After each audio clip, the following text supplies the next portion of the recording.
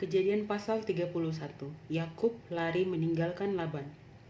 Kedengaranlah kepada Yakub anak-anak Laban berkata demikian.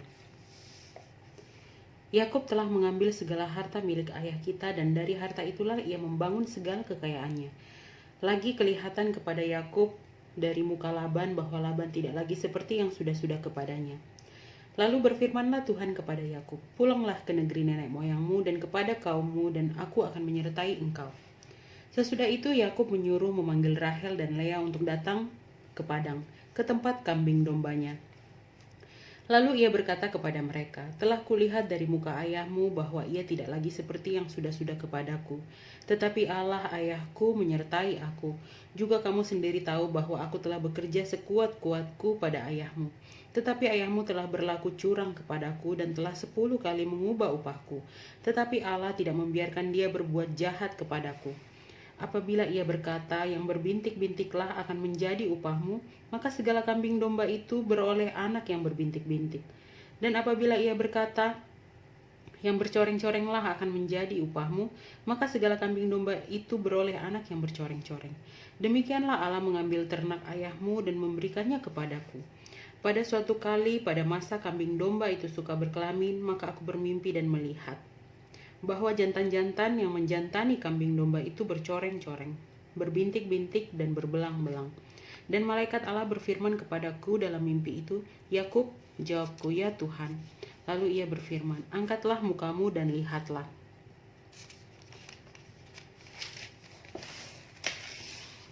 Bahwa segala jantan yang menjantani kambing domba itu bercoreng-coreng, berbintik-bintik dan berbelang-belang.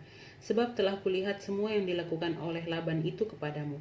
Akulah Allah yang di Betel itu, di mana engkau mengurapi tugu dan di mana engkau bernazar kepadaku. Maka sekarang bersiaplah engkau, pergilah dari negeri ini dan pulanglah ke negeri sanak saudaramu.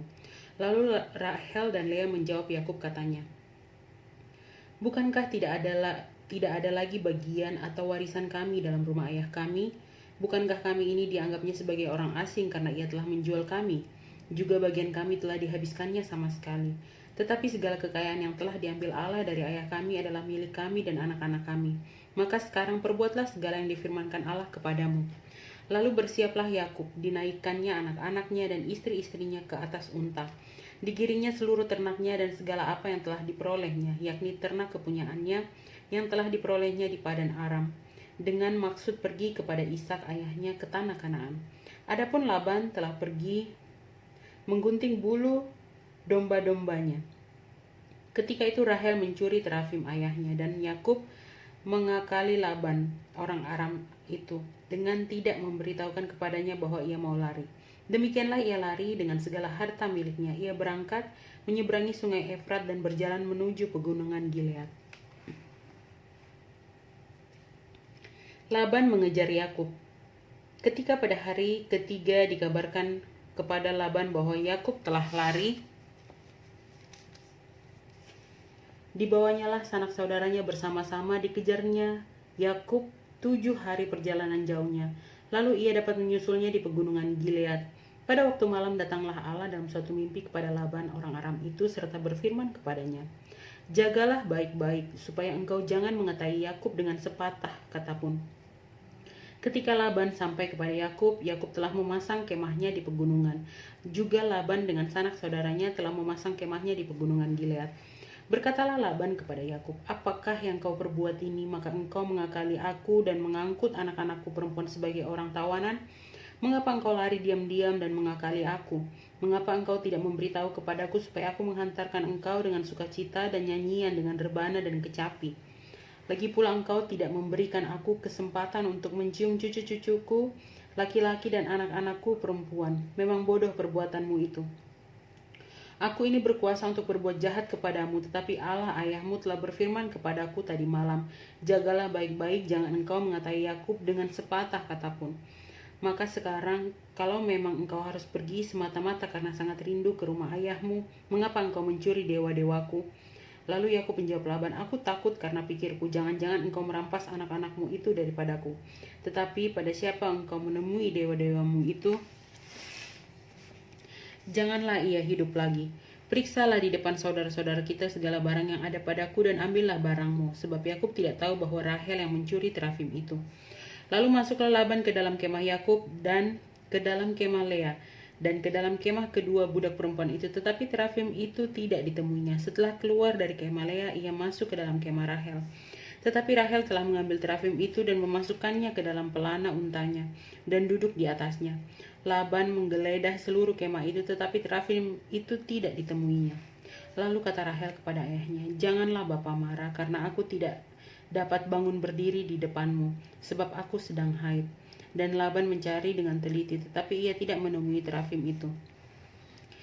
Lalu hati Yakub panas dan ia bertengkar dengan Laban. Ia berkata kepada Laban, "Apakah kesalahanku? Apakah dosaku? Maka engkau memburu aku sehebat itu. Engkau telah menggeledah segala barangku. Apakah yang kau temui dari segala barang rumahmu? Letakkanlah di sini di depan saudara-saudaraku dan saudara-saudaramu, supaya mereka mengadili antara kita berdua. Selama 20 tahun ini aku bersama-sama dengan engkau. Domba dan kambing betinamu tidak pernah keguguran, dan jantan dari kambing dombamu tidak pernah kumakan. Yang diterkam oleh binatang buas tidak pernah kubawa kepadamu. Aku sendiri yang menggantinya. Yang dicuri orang baik waktu siang, baik waktu malam, selalu engkau tuntut daripadaku.